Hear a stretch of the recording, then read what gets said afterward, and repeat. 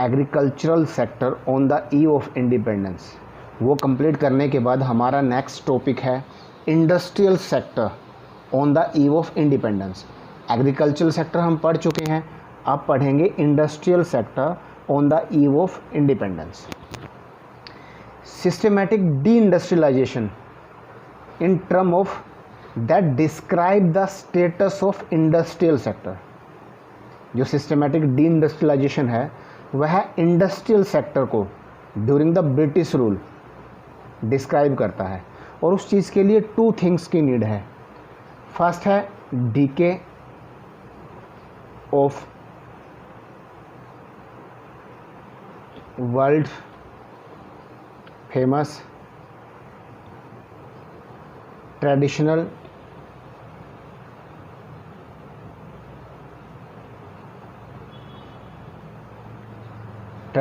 Handicraft.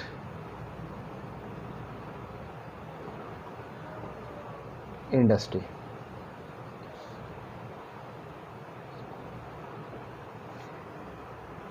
जो government की, British government की इंडस्ट्रियल पॉलिसी थी वो बड़ी ही डिस्क्रिमिनेटरी पॉलिसी थी।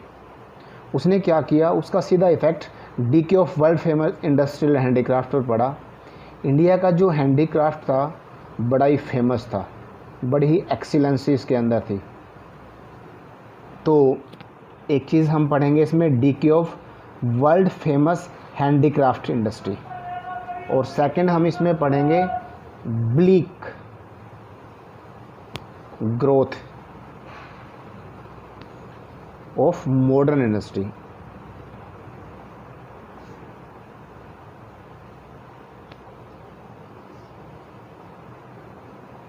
तो पहले शुरू करते हैं DK of world famous traditional handicraft.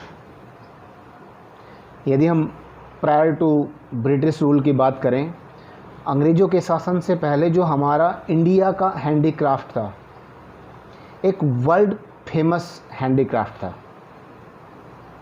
दुनिया के अनेक देश हमारे हैंडीक्राफ्ट को पसंद करते थे। उसके अंदर एक विशेष प्रकार की एक्सीलेंसी थी, क्वालिटी थी। लोग हर कीमत पर उसको परचेज करना चाहते थे।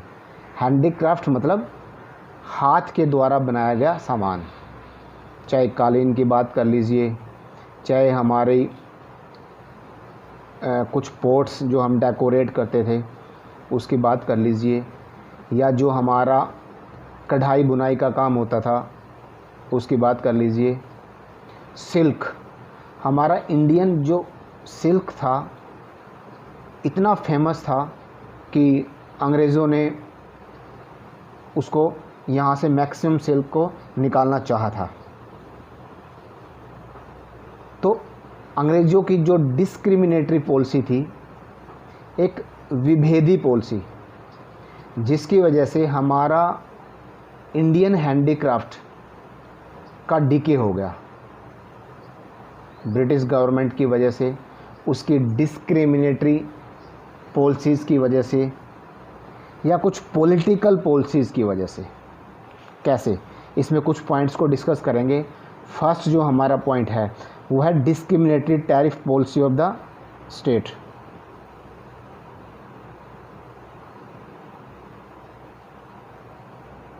टैरिफ पॉलिसी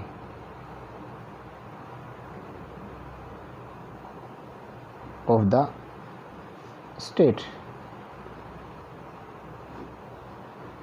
जो ब्रिटिश रूल के दौरान इंडिया में जो इंडस्ट्रियल रिवॉल्यूशन हुआ, उसके अंदर ब्रिटिश रूलर ने एक डिस्क्रिमिनेटरी पॉलिसी चलाई। उन्होंने क्या किया, अंग्रेज़ों ने हमारे देश को एक रॉ मटेरियल का सोर्स बना लिया। वो यहाँ से मैक्सिमम रॉ मटेरियल लेके जाते थे ब्रिटेन में, वहाँ से उसको रीप्रोड्यूस करके फाइनल गुड्स में कन्वर्ट करके दोबारा इंडिया में ही उसको सेल कर देते थे। इंडियन मार्केट भी बना ली गई।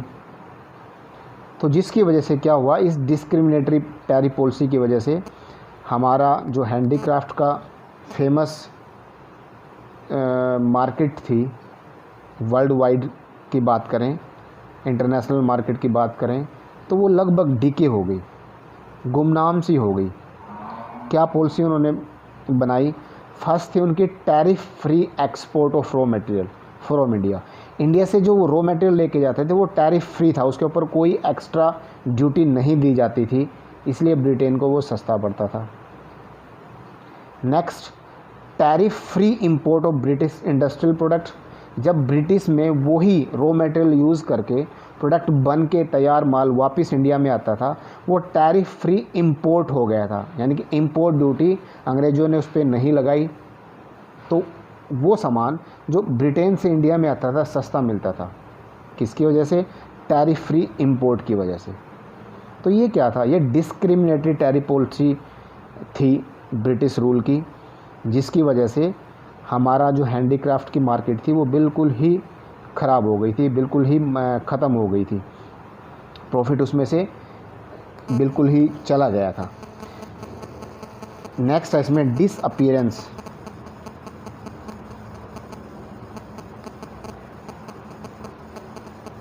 Disappearance of princely courts. Disappearance of princely courts. यदि हम ब्रिटिश रूल से पहले की बात करें तो हमारे देश में नवाबों का, राजाओं का, सम्राटों का राज हुआ करता था कंट्री में, और ये जो एम्परर थे वो हैंडीक्राफ्ट को बड़ा प्रमोट करते थे। जो इंडियन हैंडीक्राफ्ट इंडस्ट्री थी उसकी एक इंटरनेशनल रेपुटेशन बनाने में भी नवाबों का, राजाओं का, सम्राटों का बहुत बड़ा रोल था। लेकिन जैसे ही ब्रिटिश रूल हमारे देश पर लागू हुआ, जो हमारी राजकीय व्यवस्था थी, प्रिंसली कोर्ट्स, यानी कि राजाओं के द्वारा किया जाने वाला शासन, राजाओं के द्वारा लिए जाने वाले डिसीजन बिल्कुल ही ख़त्म हो गए थे आफ्टर द ब्रिटिश रूल या beginning of the British rule. Next है competition from machine made product.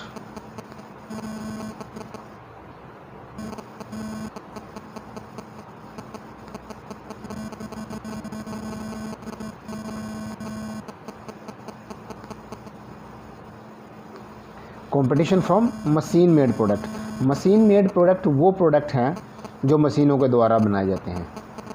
अब मशीन बिना रुके कितना भी प्रोडक्शन कर सकती है, यानी कि जो लेबर कॉस्ट होती है मशीन में वो कहीं ना कहीं कम हो जाती है। नेक्स्ट जो इसके अंदर आएगा competition from machine made product. तो मशीन मेड प्रोडक्ट जो ब्रिटिश या ब्रिटेन में लो कॉस्ट पर बन के आते थे, उन्होंने एक विशेष प्रकार का कंपटीशन दे दिया हमारे हैंडीक्राफ्ट को। जो हैंडीक्राफ्ट प्रोडक्ट इन इंडिया थे उनके लिए सबसे बड़ा कंपटीशन थे मशीन मेड प्रोडक्ट जो ब्रिटेन से बन कर आते थे। मशीन मेड प्रोडक्ट जिसमें लेबर की कम नीड होती थी, क्योंकि मशीन अनेक व्यक्तियों का काम कर सकती है, लंबे समय तक बिना रुके काम कर सकती है। तो मशीन मेड प्रोडक्ट और इंडियन जो हैंडीक्राफ्ट था उनके बीच में एक कंपटीशन था, जिसकी वजह से भी, और कंपटीशन इंडस्ट्रियल जो हमारा हैंडीक्राफ्ट, इंडियन हैंडीक्राफ्ट था, वो इस कंपटीशन को इतनी आसानी से फेस नहीं कर पा रही थी। तो फोर्थ नंबर पे जो हमारा आएगा न्यू पैटर्न और डिमांड।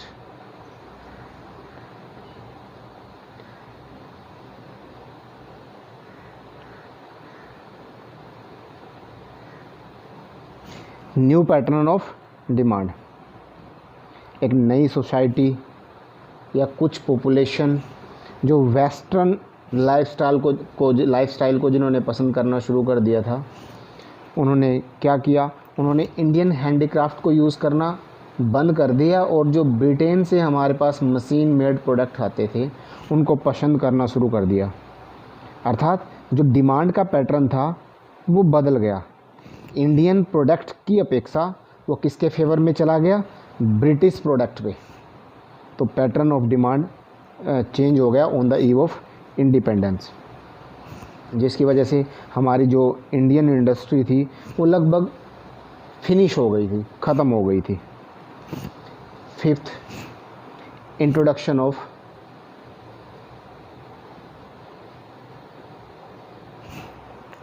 Railways in India.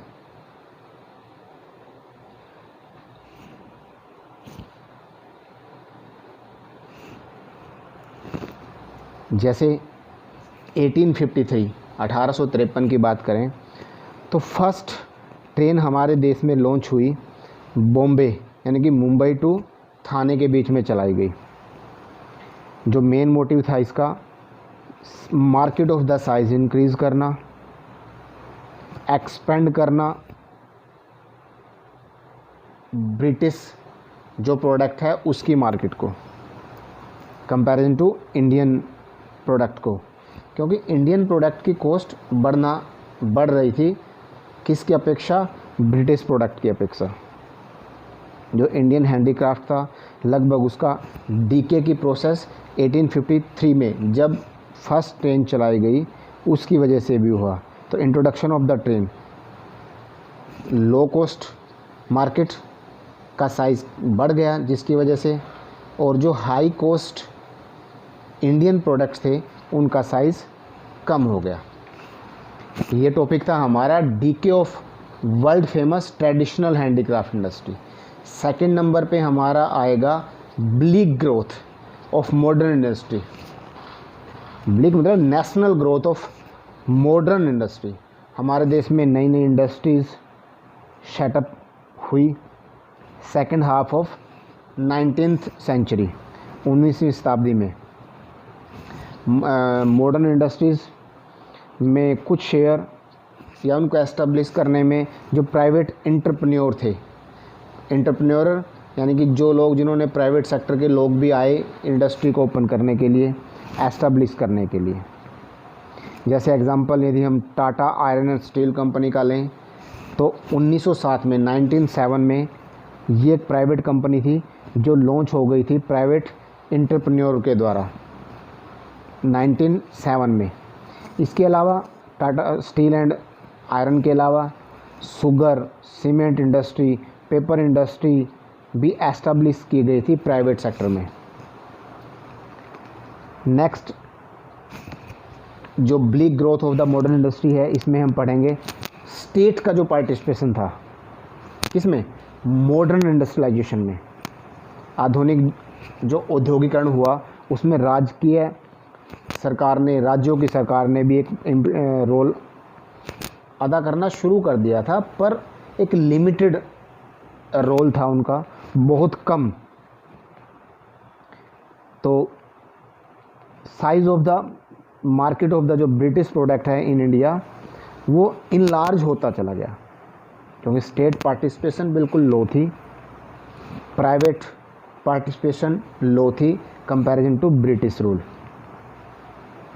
कुछ एरियाज जहां स्टेट पार्टिसिपेशन रहा on the eve of independence, railway, power generation की बात कर लीजिए, डेवलपमेंट ऑफ पोर्ट्स की बात कर लीजिए जो बंदरगाह बनाई गई थी, मीन्स ऑफ कम्युनिकेशंस जो हमारे संदेश वाहन हैं, संदेश के जो मोड्स हैं या संदेश भेजने के जो साधन हैं, वो उसमें बहुत कम पार्टिसिपेशन राज्यों की सरकार की रही। कैपिटल इंडस्ट्री की बात करें तो इंडिया में on the eve of independence no capital goods industry, capital good industry लगभग ना के बराबर थी। कैपिटल गुड्स इंडस्ट्री का मतलब होता है वो इंडस्ट्री जो फिक्स एसेट्स को बनाए या वो एसेट्स का प्रोडक्शन करे जो लंबे टाइम तक बार बार यूज़ होती है, जैसे मशीनरी, जैसे इंडस्ट्रियल प्लांट्स। तो यहाँ भी एब्सेंस देखने को मिली कैपिटल गुड्स इंडस्ट्री में भी। यदि हम कंक्लूज़न की बात करें industrial sector on the eve of independence का, जो कंक्लूज़न रहा, कंक्लूज़न में हम 4 मेन पॉइंट डिस्कस करेंगे। सबसे पहले हैंडीक्राफ्ट इंडस्ट्री जो एक सिस्टमेटिक तरीके से अंग्रेज़ों ने उसको बिल्कुल डिस्ट्रॉय कर दिया, फिनिश कर दिया। इसकी वजह से डिस्क्रिमिनेटरी टैरिफ पॉलिसी की वजह से।